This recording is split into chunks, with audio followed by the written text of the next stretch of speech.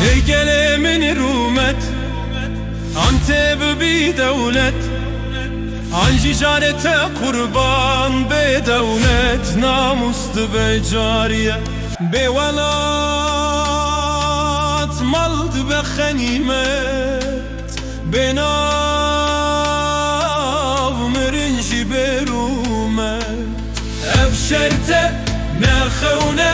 Kurdistan'a serbıxve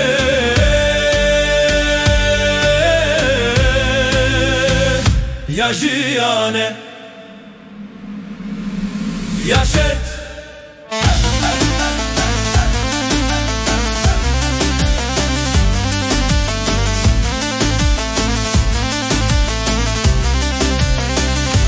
Serhildan her kuçeye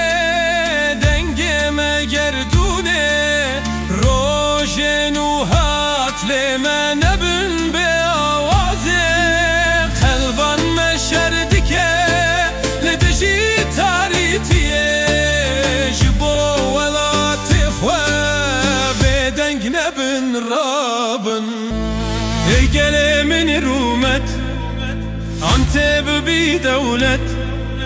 An ticarete kurban be devlet Namuslu be cariye Be velat maldı be ganimet Be nav mirinci be rumet Ev şerte ne xevne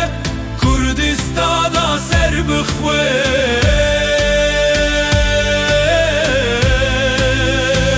Ya jiyane